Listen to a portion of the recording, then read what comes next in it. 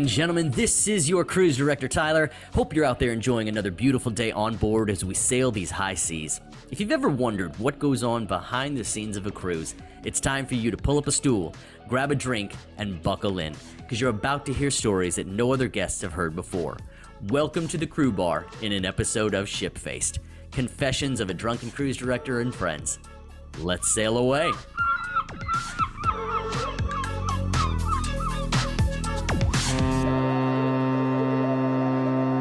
Welcome, Edie, to Ship-Faced Confessions of a Drunken Cruise Director. I'm so excited to have you here on this show. Welcome. Thank you so much. It's exciting to be here. Yes. We have got a lot to unpack and talk about with you. You are an entertainer delight. You have done a lot when it comes to ship life and fabulous Las Vegas performances. Quickly get me to, when you were young, you're like, I want to be a drag queen cruise director. No. I mean, it's a surprise. No, when I was young, I wanted to just be a Broadway dancer. Like from 8 years old, I started dancing and stuff. But it's funny how your career changes and there's so many left turns. And I have had a lot of left turns. And so being cruise director is definitely a left turn. Being a drag performer is a huge left turn. Yes. Even when I was 17 and I was ballet napped. I say ballet napped because I didn't want to be in the ballet, but the ballet napped me and offered me money. And I was like, oh, okay. So that was a left turn. But all of these left turns are magic. And I feel like they are part of trajectory of where I was supposed to go. I just didn't know it. Right. So they're left turns that I didn't know, but were very welcome. And I'm really happy they happened. Right. Were you a city boy, country boy? Where'd you grow up and how did you land where you are? I grew up in Portland, Oregon. Okay. I was a poor boy. And Oregon. Well, Oregon. Yeah. Oregon. Portland, Oregon. And my family was very poor, but worked very hard and tried to, it's that typical story of, your parents wanted your kids to have a better life. Because what man in Oregon puts their 3 kids, 2 of them boys, into dance classes? Yeah. My dad is very tough, very, very tough, very passionate about life, trees, plants, animals, and his family. But he had this really strange thing deep inside of him that he wanted to dance. And he tried to dance when he was like 16, but he went to the wrong class. And he's like, they made us run around like butterflies. And he just wanted to learn and not flutter around. So Anyway, so that's really, really cool. Right. And that's really cool that he got to put his kids in and watch you flourish in that. And it made me nuts. I was absolutely nuts about dance. Yeah.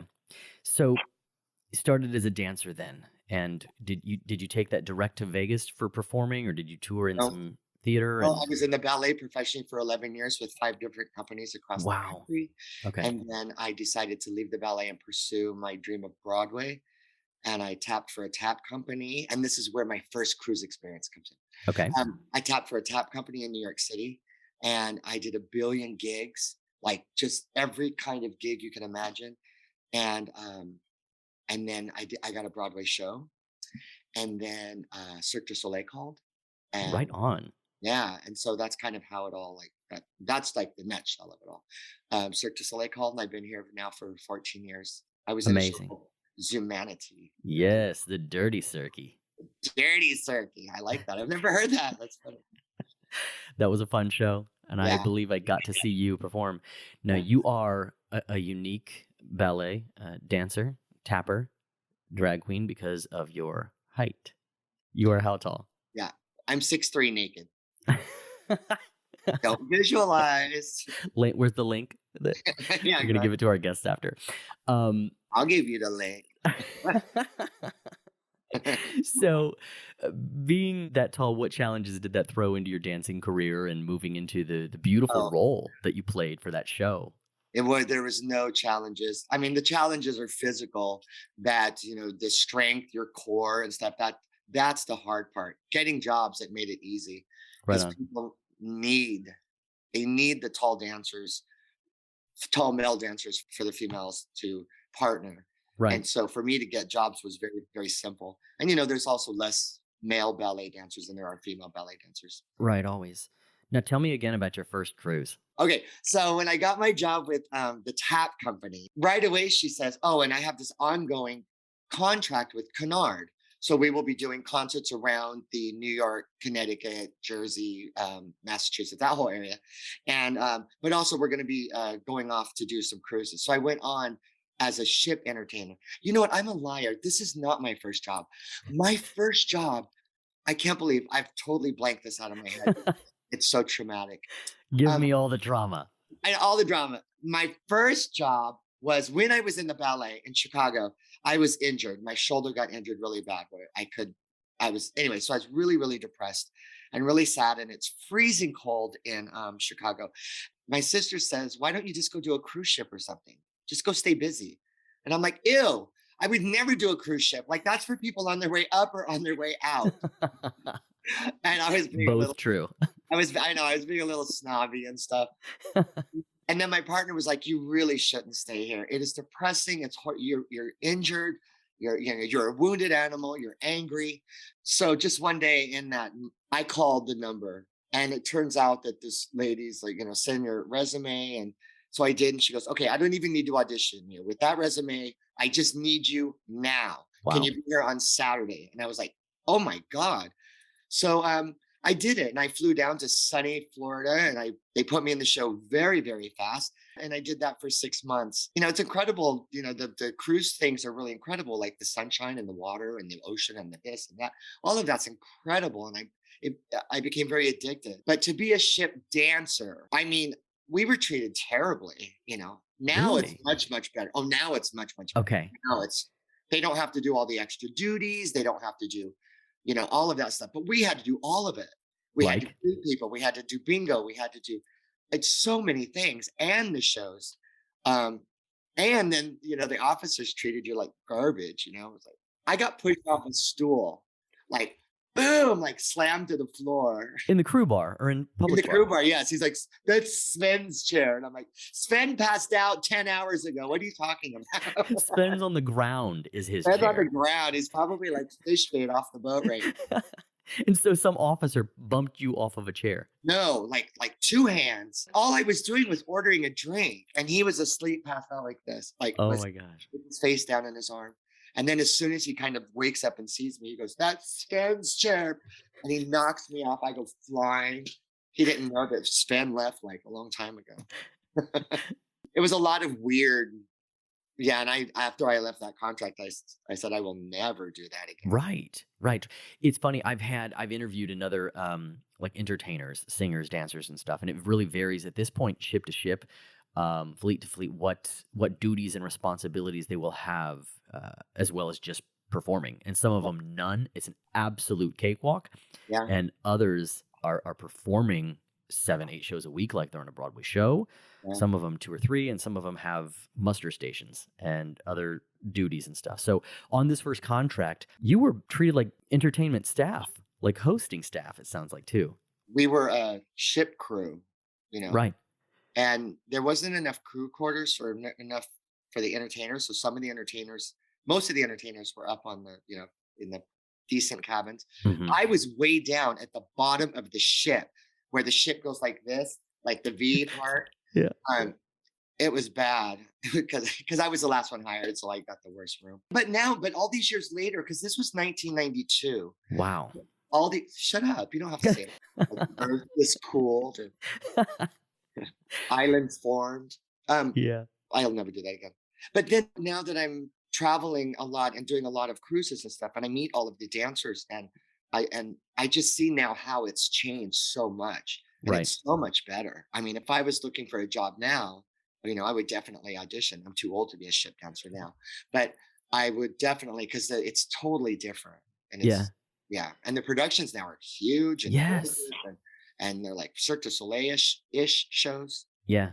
There's a much different quality and vibe to it for sure. So Yeah. my notes of encouragement always for the younger versions, you want to see the world, you want to get paid, you want to have some fun, get out on And a ship. exactly. And that's the part of it I said that was so magical. The sunshine, Yeah. the beaches, the traveling, Yeah. all of that is so incredible. Now you had a partner, you said, when you went out for your first contract. I did. I have a So different partner now. okay. But So you yeah, were in a relationship out on your first contract. How'd that go? well, to this day, like I've been with my partner now for 24 years. And I think that those breaks are really important. I don't think they have to be 6 months, and I haven't done 6 months since then. Right. But I think it's, I have gone out for a month, or I've gone out for, 2 weeks or 5 weeks. And I think it's really healthy. I think it really helps just go out into the world, take a breather, come back. You appreciate the moments more. Yeah. So let's fast forward then. So that was the traumatic contract Yeah. into more the move to Vegas and the step No, into no, no. we got a lot to cover between it. Yeah. Fill me in, fill in those blanks. Okay, so then I was living in Chicago, and I was like, I'm going to go to New York City and pursue my dream of Broadway and all this stuff. And when I joined the tap company, that's when she said to us, "Oh, I have an ongoing contract with," and I'm like, "Oh crap!" But what she meant was that we were now the specialty entertainment, Yes. so we got treated decently, and we didn't have to do all of that stuff. But I will say this: we flew to India, we came across to Africa on one of these contracts, and I was on when it smashed into the coral reef off Egypt. Oh wow. And you were stranded. We were stranded for 3 days. We smashed into a coral reef on formal night. Like we were all slammed to the ground. And as the water was pouring in and the ship was like tilting and stuff, all the power went out because the coral reef ripped a hole in the wattage room because the Norwegian officer at charge was drunk. Whoa. It was like Norwegian Day, when they're all going scold, scold, scold. Yes. Scold. Yeah. So celebrations in full Yeah. effect and So I was on that ship. wow. Isn't that That's wild? like a legitimate like Titanic experience. Like Full on. And to be honest, I could not speak about it for about a decade because I just would cry because yeah. kind of all those emotions come back of people screaming and freaking out, and we're running for our life jackets, and the ship lights go out as it's tilting like a V8 commercial. It was really dramatic, and it was Wow. really scary. And the Uh, sound of a ship that size hitting oh, core like that had to be crashing into a coral reef. It was unbelievable. That metal ripping sound, and is that it was that moment also that I realized in traumatic situations like that, there's people that help, and then there's like right away, like who are you in your core? Do you grab? Do you help? Or do you scream, freak out, and you're selfish? And to witness that for the very first time, who freaks out and becomes super selfish, and who jumps into help was right. remarkable to me. And I mean, it blew my mind, and it took a long time to process. But now, in any sort of a situation like that, or something just a little scary, it's something that I observe, and I'm glad that I found out that I really just have to help. and that's got to be guests and crew alike, right? Oh To yeah, it's everybody. yeah, That's an individual response. Everyone is different. It doesn't matter your position, your job. it's such a rarity to find somebody who's actually had such a crash like that. And so 3 days stranded. 5-star ship. Wow. I'm sorry, but did people die during this event? I don't think so. I'm not. I don't remember. Okay. But obviously there were probably injuries sustained and everything Oh, from for such a sure. The first thing I saw, because we were sitting watching this show, and because it's a world cruise, a 5-star ship world cruise, it's a lot of different entertainment. So that's why they flew us out. We were on the ship doing a weekend of shows, or a week, or I forget. But anyway, so we were there, and it was the ship chorus, which was the passengers chorus, and we were like, oh, okay, well, we'll go watch it. And so we went to watch it. We were only like 10 minutes into the show, like it just started. And when we hit that coral reef, we were all propelled out of our seats forward. And while this is happening, I'm looking at the chorus, these ladies in gowns, and these are older ladies, and they were just flipped up into the air and onto their backs while we're flying forward over our tables. And as soon as I kind of got up, there was an elderly man in front of me who he's looking up, and he had blood all down his face. And I was just like, oh my gosh. And at that moment, you heard over the intercom, like emergency crew to your emergency stations, lifeboat crew to your lifeboat station, go, diver, deck, blah, blah. It was just insane. And we had got on that day at like 10 a.m. or something. And the first thing they asked us to do was lifeboat. My boss was like, we're the guest entertainment. We don't do this. We've never been asked to do this before. And they says, I know, but we are understaffed. We just need a couple spots that have to be manned. If a couple of your dancers don't mind doing it. So I was like, yeah, I'll do it because I worked for cruises. So I had to run to the top deck by the restaurant and check the bathrooms to make sure nobody was in the bathrooms or hurt in that area. That's all I had to do. So I was like, okay. So I grabbed Tim and I grab him and we run down the hall, like I said, like a V8 commercial. All the lights are out, it's black. We open the door, we're reaching for our life jackets. We go up there and we look around and then we just pause and we're like, what the fuck? What's happening? What did we hit? We couldn't see anything. And, we had to just stay there. And then finally they released us to everybody up to the top of the ship. And we were all at our lifeboat stations and all the lifeboats were down. We were waiting for the captain to declare whether we had to evacuate the ship or not. And it was all based on because the water was rushing in from the wattage room area. And the diver, who I thought just gave snorkeling lessons, it also had his duties. And his duty was he had to go down into the water or down into the thing because the electric door that was supposed to shut to compartmentalize the ship wasn't shutting. So he has to go down there and manually do it. And so because of that, they were able to stop the water rushing into the rest of the ship and stuff. Gotcha. Wow. Yeah. Well, I'm very thankful you survived that. And after like a first traumatic contract and then a second very traumatic experience, you went out for more. I did. Well, we kept doing the contracts. And so it was really, really fun. We had such with the tap companies. And because I wasn't treated like I had been on my first contract, we were now the specialty entertainment. Right. So that was really fun. And then after that, I got a job with, which is the all gay cruises. Yes. As a team member and a performer. And I did over 50 cruises with them. Over 50 gay cruises. Yes. That's a lot of gay. It's homosexual. It's a lot of gay. A lot of gay cruising. A lot of gay men in one spot where you cannot leave. You cannot leave. And it's magic. Can you summarize what a gay cruise is for me? Like if you had to give it a little subtitle. I'm going to say this. I'm going to say, I know a lot of people think a lot of debauchery and drugs and sex and all that stuff. It's so unbelievably magical because there are so many people around the country and around the world that are trapped in situations where they can't be themselves. And they will then, buy a ticket and they're scared to death and they go on this cruise. And for the first time, they could be amongst their people. They can be who they are on the inside and they don't have to hide it.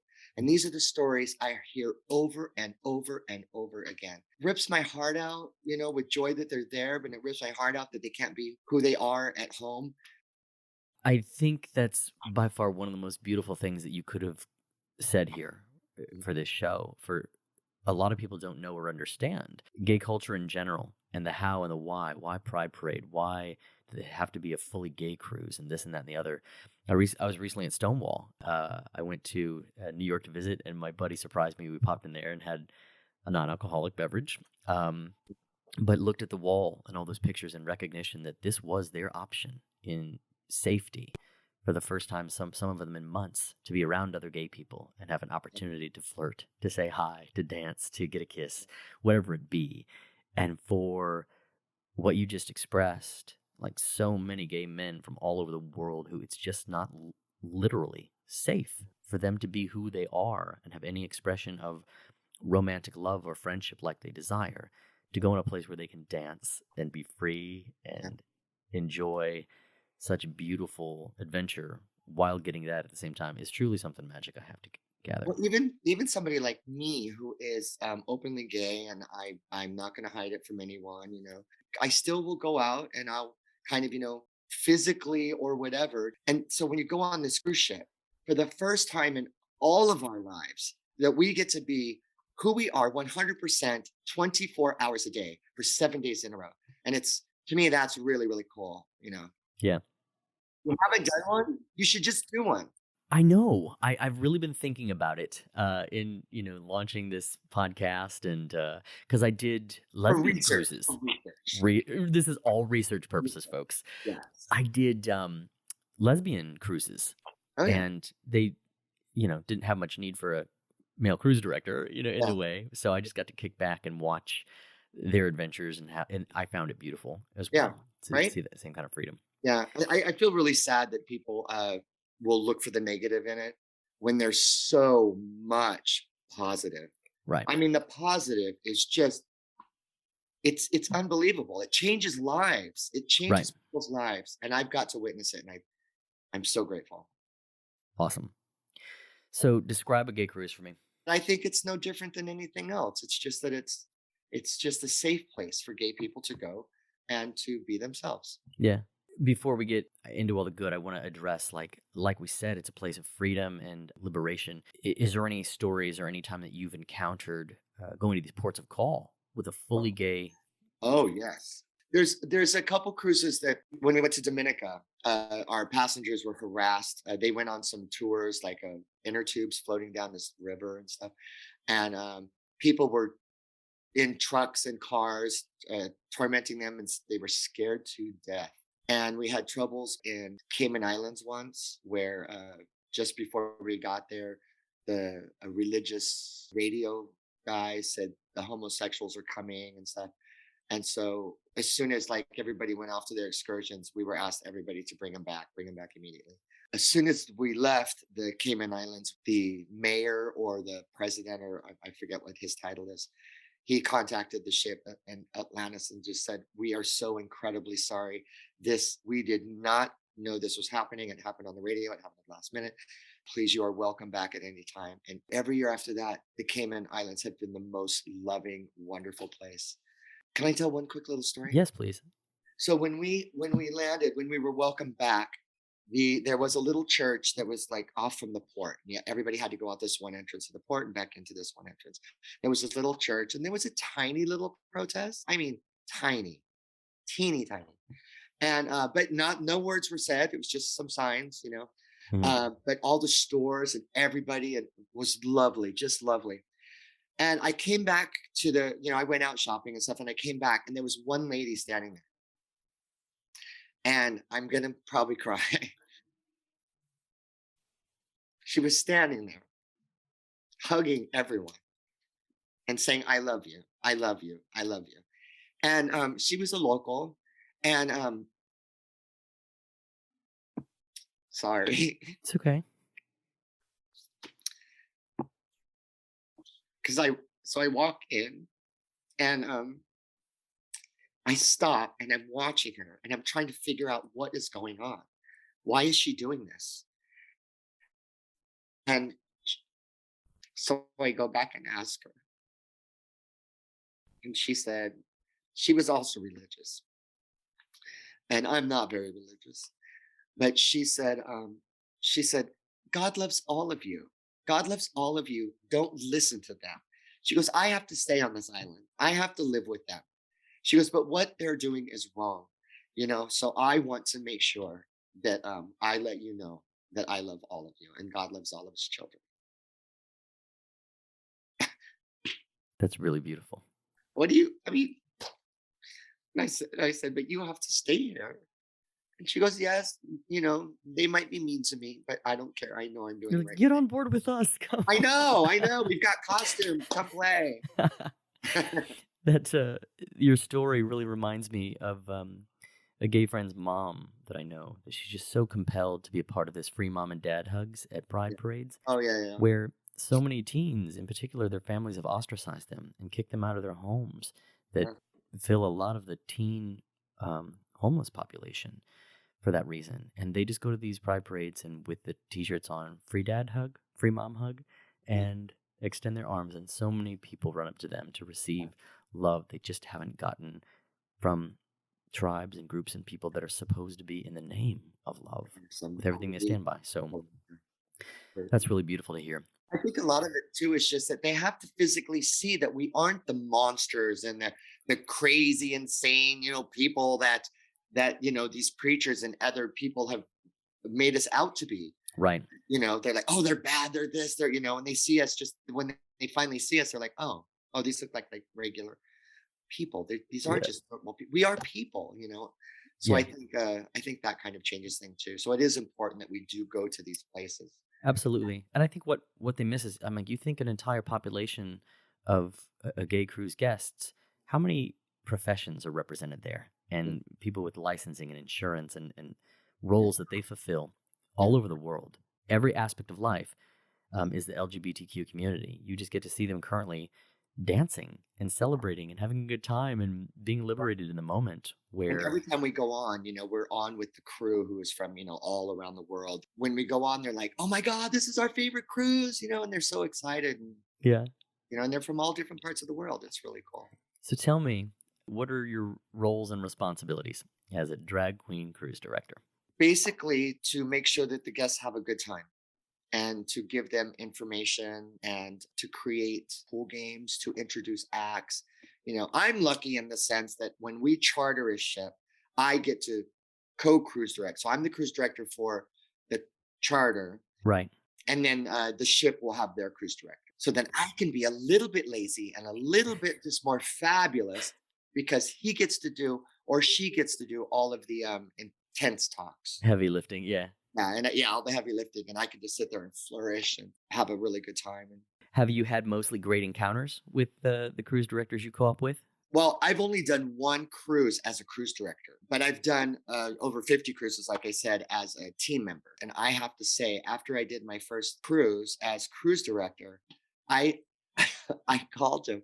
I was like, "Oh my God, I have such unbelievable respect for you because I have never been so tired in my life." Yes. And I'm the person that loves it. I love every minute of it. I don't ever want to escape people with questions or people with this. I've always loved it.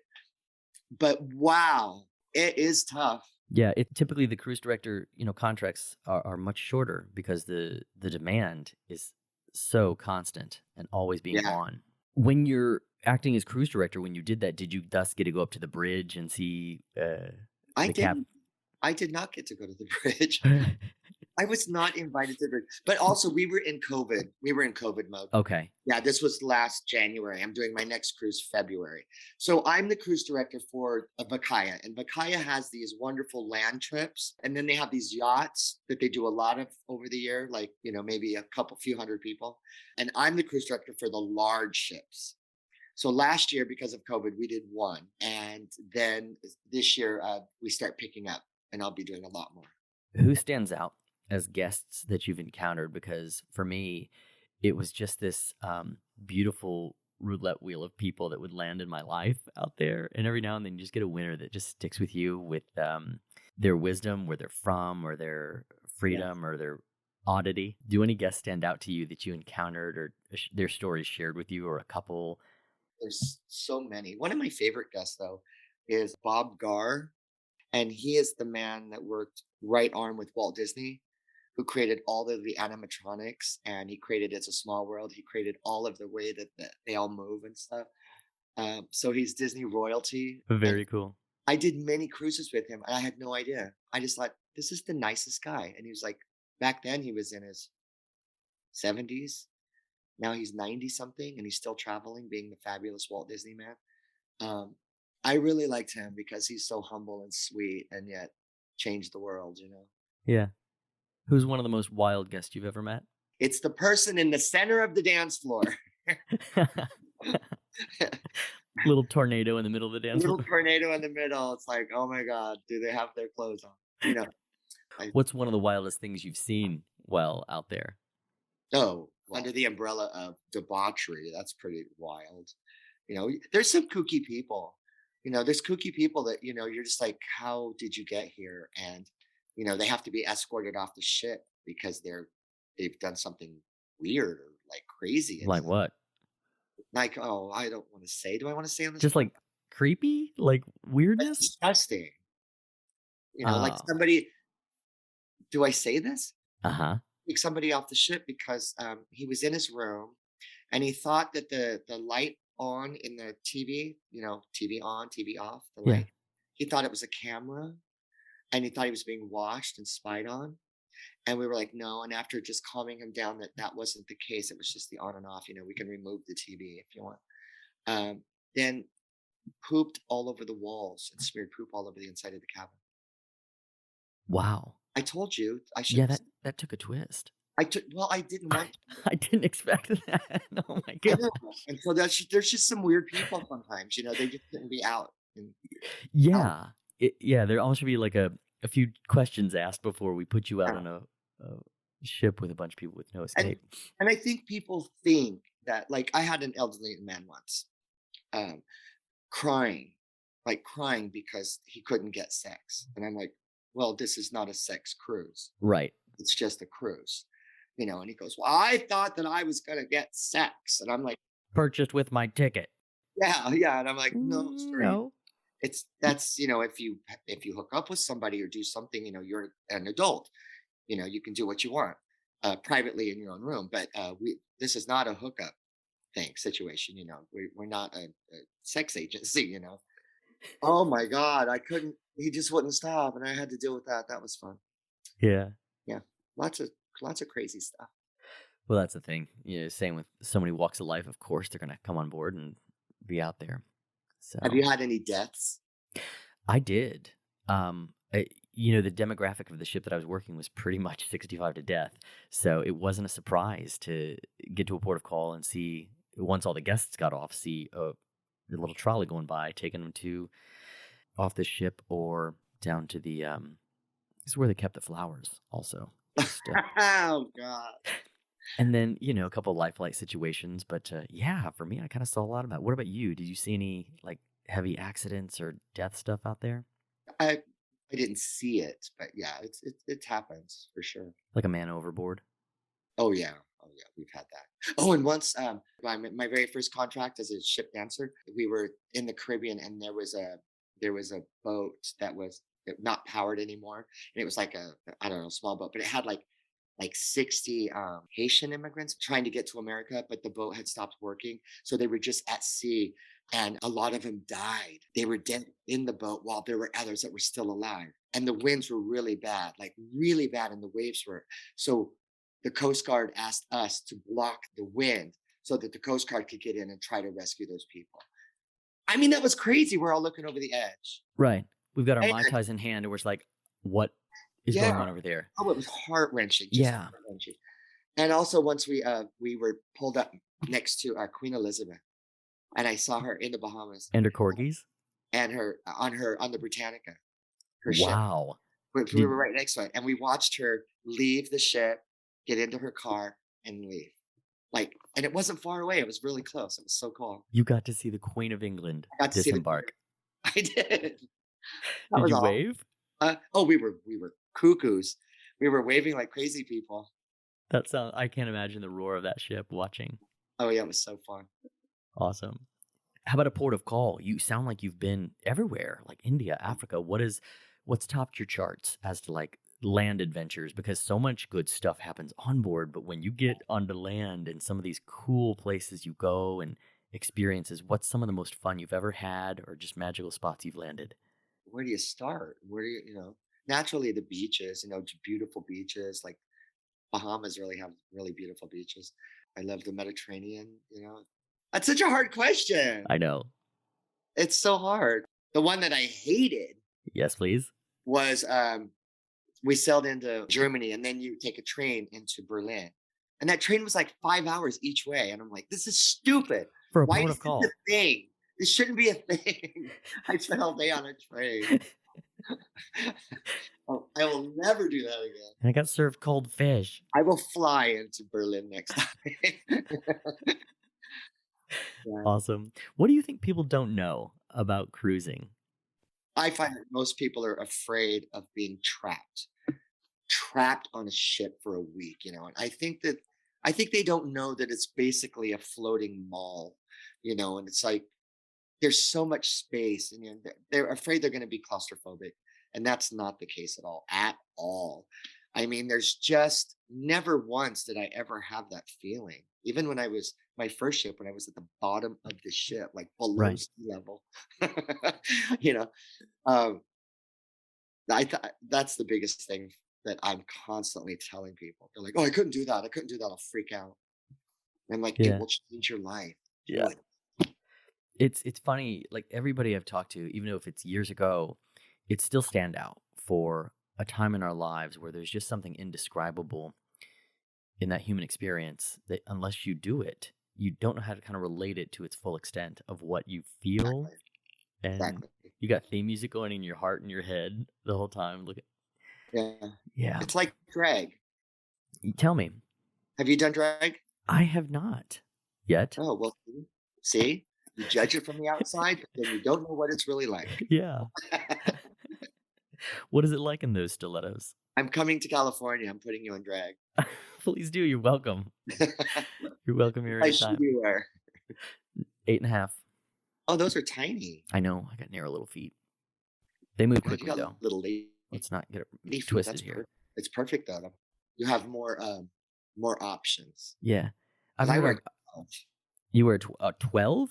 12. Wow. Yeah, I've always heard I got really nice legs, like lady legs, but then I've got nice shoulders, so I'm like a centaur.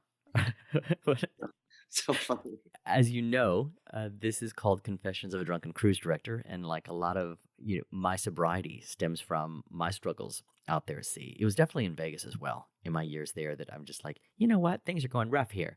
I'll go get out to sea and make it better. Like, that's cute. Yeah. And I just became a hurricane out there.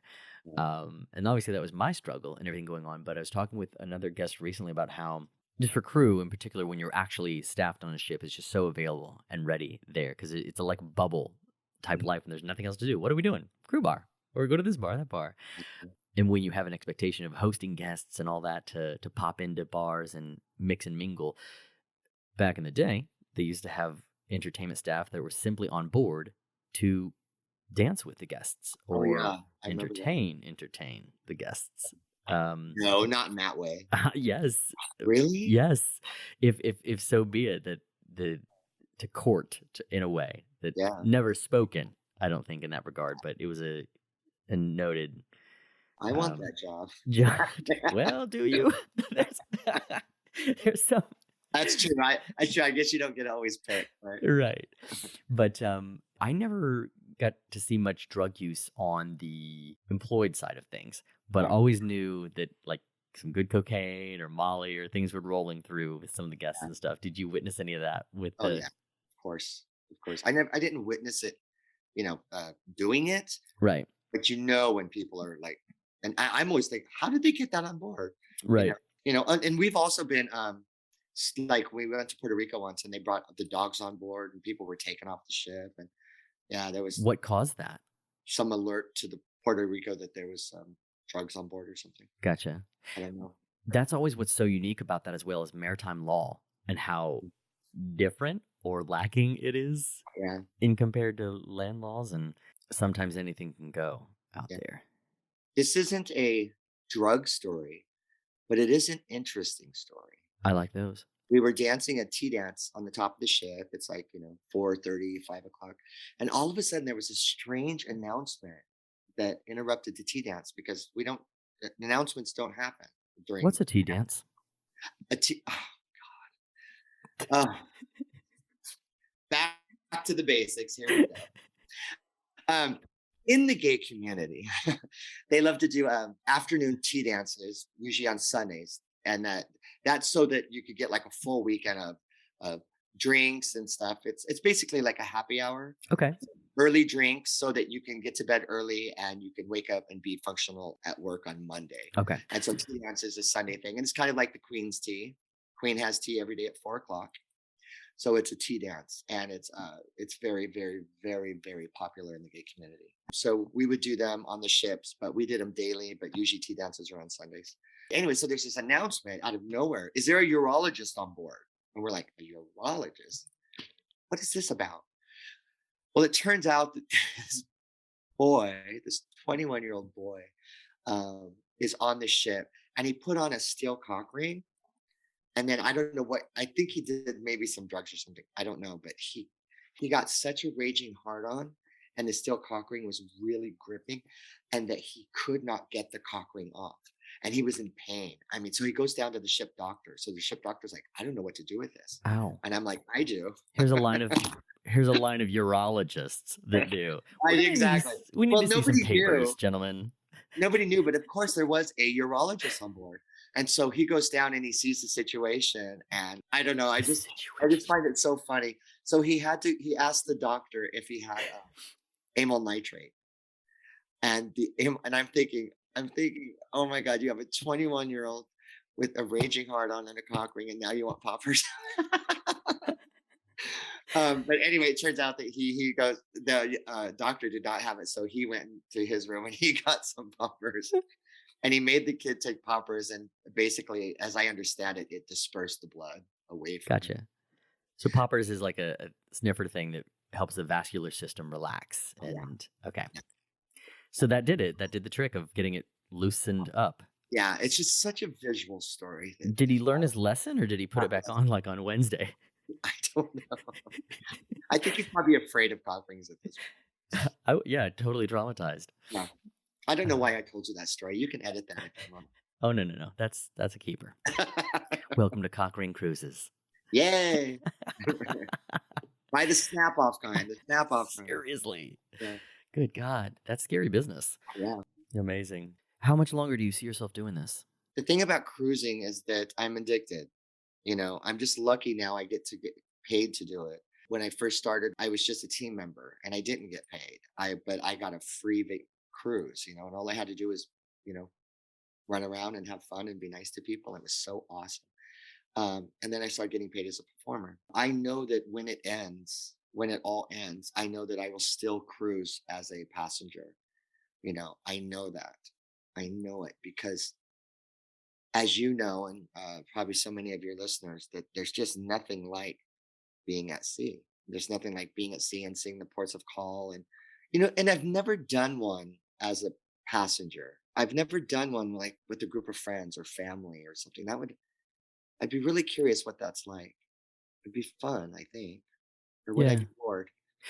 Well, what's been nice is I've gone with my family and I love my family, but also the ship is big enough that like I'm going here, see you in a few hours or a couple days, like that you don't necessarily have to be next to them the entire time. There's so much to do even aboard a smaller ship when you're out at sea. And then the same thing with the ports of call. You can go separate ways and come back at your evening dinner to always like recap what you see, what you do. I'd love to do that. It still has that regal vibe about it, even though you can show up with cut-off jean shorts and flip-flops wherever to feel like you're experiencing something regal and old-timey. Well, really. And we were sailing from Cape Town to Brazil. And we were laying out the dancers. And then we go to this indoor-outdoor restaurant thing. And we're sitting there. And I'm sitting right where it ends, like outside, inside, and stuff. And I have a cap on. And one of the waiters walks over and he taps me on the shoulder and he says, one of our passengers would like you to remove your hat. And I said, why? It's bothering her.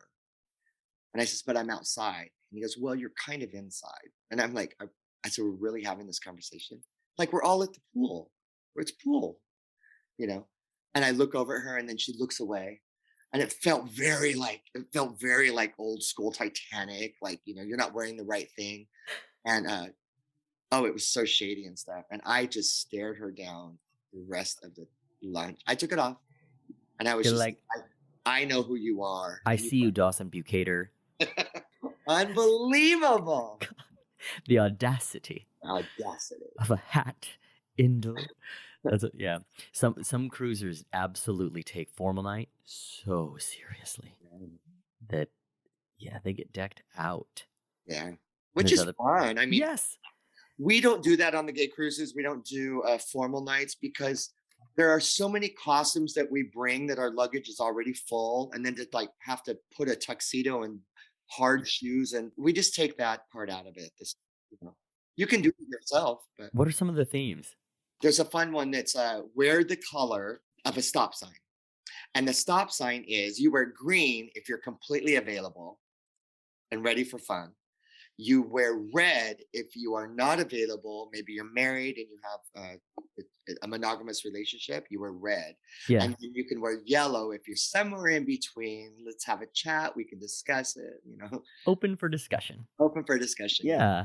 That's kind of fun because, I'm sure there's a lot of single people going out there who are like, man, where else could I potentially find a partner or love? And that's a good way to know who's single and that's fun. So I'll be wearing neon green. Oh, wait, my partner's going. Never mind. And I'm just gonna be in blue of like, would someone please help me? Talk to Help. me, help me figure it out. Oh, and there's white parties. White party is typically a giant gay celebration anywhere in the world. They're all over the world. As just like a themed out giant dance party celebration, right? Yeah, and everybody wears white, and it's so beautiful to see a sea of white, you know. Yeah. And some people wear just like white caftans, and then some people wear like a white rubber band, you know. Now, so in the gay community, there's obviously a ton of diversity from like the bears to the twinks and all these flavors of bars that are all over. Does a gay cruise bring them all kind of harmoniously together to? Yes. And there's a really bad stereotype that the cruise is just twinks, it's just muscle guys, it's just this. But the main demographic of the cruises are like 45 to 55 ish is the main demographic. Really? And then, yes, well, Okay. cruises are expensive, you know. I mean, most 20 Got that money. most 20-year-olds really can't afford it, you know. Right. So then that's the main demographic, and it skews a little bit whether it's, you know, selling out of Florida or going down to Mexico. It can skew a little bit younger, 35 to 45, 45 to 50. Yeah. But and then it spreads out from there. But on these cruises, you have people in their 20s, you have people in their 80s, and then everyone in between. And I think it's a beautiful way that all of the communities can come together. You know, Vakaya crafts their marketing to include everyone of all the LGBTQIA plus, everyone is welcome, and I think that's really cool. I think Vakaya has done a really, really good job saying that no, this is not just for hunky men, you know, or no, this is just not for men. This is for everyone. And it's really cool. It's really cool. They're really trying to break through that barrier of gay male cruise, female cruise. You know, they're like, no, let's all do it together. Yeah. You know? You're pitching me on a gay cruise, and I'm almost falling for it. You should do it. So my mom and dad are nudists. This is a whole other podcast. What? Yes, that isn't it. That's a podcast in and of itself titled Mom and Dad Are Nudists. And they, after we all grew up, you know, my dad wanted to, you know, fly his flag. And my mom just kind of went along. But they ended up buying, the second oldest nudist retreat is in Oregon. And they got their little log cabin, and it's a retreat. My mom and dad became the president and the vice president eventually. Anyway, so they do a nude cruise out of New Orleans. There's a nude cruise. And my mom is curious. She's just curious. You know, she's watching all the crew and the captain and just how they're reacting to the guests, and are they comfortable? Are they not comfortable? And my mom finally goes up. She's talking to one of the waitresses or the hosts. And she says, you know, so how is this for you? You know, this whole experience. She goes, oh, it's fine. It's a lot of fun. You know, it's just so different than our regular cruises. It's my second favorite cruise. And my mom's like, your second favorite cruise? She goes, oh, the gay cruises are the best. So my mom calls me and she's like, God damn you. Your cruises are more fun than ours. Amazing. Yeah. I forgot that they did nude cruises. What an experience that is. Yeah. But they can't be nude at dinner time. I was just going to say, I prefer that not next to the Lido. Yeah. It has something to do with sitting on the chairs. Yeah. I wonder if the crew's like invited and available if like they want to get naked too, but they'd have to have like a necklace name badge or something. I'll bet you anything that does not happen. There's we know how uptight these industries are. Totally. They would never let that happen. That'd be cool though. Yeah. That's a whole nother level of liberation of just walking around your business. Not in our lifetimes. No. Tell me about the time when the gay cruise was disembarking and the Christian cruise was embarking. Oh yeah. Oh God. It's so funny because our cruise, you know, we come off and everybody's, you know, we've had a week together and everybody's in love and hugging and, you know, it's so passionate stuff. And then you see the stuffy Christian cruise charter, you know, they're all waiting and the way they're looking at us like, you know, and I was laughing so hard because I kept thinking like, they're going to think that can I say this? That that the boat is like covered in cum.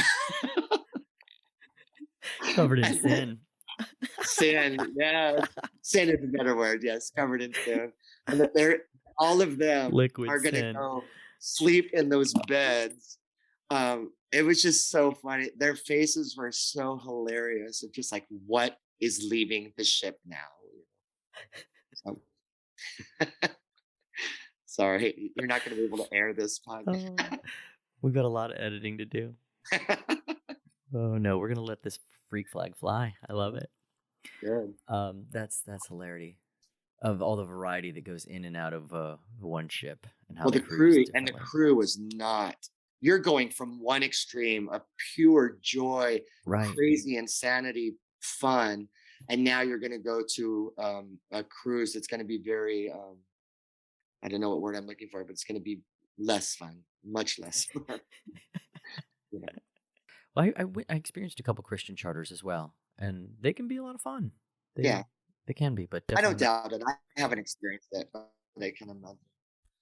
Well, do you have anything else burning on your heart that you're like, I want to tell this story? Oh gosh, no. It's just as we chat, it's just they kind of all come back. There's so many. Yeah. I mean, there's so many. When you spend that much time on a ship and that much time with wonderful people and just the things you experience and the things that you hear and the things that you see, and it's just like it's oh my gosh, I feel so lucky. All of us, I just feel so lucky. You know, Yeah. I do. I feel really lucky. There would be times I'm at work and I'm running on the treadmill, like to start my day. And it was at the front of the ship for one of these under the bridge. So it's just got that same kind of glass frontage vibe. And I'm just running on a treadmill in a gym, looking out at all these spouts of water Yeah. shooting up into the air in front of us from the whales that Yeah. are swimming ahead Oh of us yeah. in front of these mountains. And it's just like, what is my life? It is badass. Yeah. You know, cruise I didn't like was going up the Mississippi. Have you done that? No. What? I That don't. sounds brown. It's It so brown. sounds awful, actually. And I said the stupidest thing. I said, what this water is so like brown, and they're like, that's why they call it the Muddy River, and I'm like, they do. I'm from Oregon, you know. I'm like, rivers aren't brown. Rivers are beautiful. Rivers are, yeah. I don't. What's going on? How did the fish see? How did the fish see? But it was a little anticlimactic for me. But the history is really remarkable. Yeah, But I did it on an old paddle boat just in November. nice. Yeah, it was fun. What do we need in life to enjoy the journey? Why do all interviews end in some really deep thing that's like, what do we need in life? You can say cock ring. You can. I just did an interview and we were having so much fun on stage. And then like last question. And then some guy like says something really deep and serious. I'm like, seriously? Like, why does it have to end like this? Why can't we end with laughter and joy? And yeah. Well, yeah, it All right. can be. I mean, it's like in the metaphor of the journey of life. What do we need to have a good journey? Oh, it's the most basic thing of all. Love and joy, happiness. It's what we all seek. It's what we seek every single day. It's what we seek in life. And I'm lucky I have it all. You do. I do. And you really embody that, Edie. You are joy and life and love Oh, for the people around you, in case you've missed that. it's the people around me. It's my friends. It's my partner. It's my house. It's my dogs. It's my one rat that's barely alive. Capybara. Well, thank you so much for sharing your time with me and your stories with our listeners. It's been so good. It's been one of my favorite It's been really fun. interviews. Made So me tght you. cry. I Made me cried. cry. Right. Yeah. And so I might be looking into a gay cruise, I guess. So You might want to come out first. I'm out. Oh. I'm out. I don't know if I'm gay cruise out, but Oh. that's the thing. Is I'm like, gay bars are not my thing. I don't know if I want to go on a gay cruise for an entire week, but like But hearing this, that's I'm the like, thing. You don't have to. You don't have to go do the bar thing. You don't have to be at the bars. You don't have to be at right. the dances. You don't have to do any of that. They have incredible shows, incredible bands, theater every single night. They have libraries. You know, they have all of these things Yeah. that you don't have to do what everybody else is doing. That's the beauty of these cruises. Yeah. These, you've got 14 levels, and these, they're 3 football fields long, and you can go do your own thing. And that's what is so cool. You can sit on your own balcony and just go stare at the ocean. Mm-hmm. That's what is so incredible. Sorry, you're trying to wrap this up. And here I am. No, keep going. Like, just send me a ticket then. Okay. I want to come see Edie in action. Well, if I'm buying you a ticket, you got to put out. I'm bringing 2 bags. 2 large bags. I'm just kidding. Awesome. Well, again, thank you so much. Tell Jamie I said hi. I sure will. And I, when I come to Vegas, hope to pop in and say hi. Oh, you have to. And I do hope someday I'll hop on a gay cruise, and if I do, it'll be with you as the cruise director. Yes, February, VakayaVacations.com. Okay. No, yeah, it's Vakaya.com. Okay, yeah. So quickly, where can listeners maybe find you and follow you? You can follow me at all social medias. It's Edie Entertainer, EDIE Entertainer. And my Vakaya is the cruise in February. Come. It's going to be a lot of fun. We are going to some amazing ports. And that's what's also fun too, is that the cruises that we do are tailored for our guests. We don't just get on the ship and do the same route that they've been doing for that season. We tailor our routes to our guests, and it's really cool. All right. Thank you so much. Thank you. Bye. All right. Bye-bye.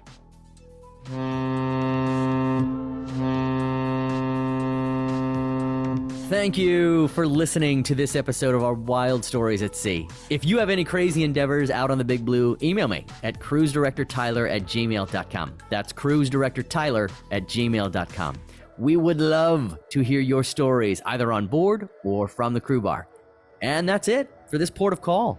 Join us as we sail on to the next wave of outlandish stories on Ship-Faced, Confessions of a Drunken Cruise Director and Friends. A quick disclaimer: while this podcast is based on the experiences of me and my guests, certain details may have been modified, and for privacy purposes, names of all parties may have been changed. The views and opinions expressed here are mine and my guests, and not that of any brand I may be affiliated with. Yes. Stop recording.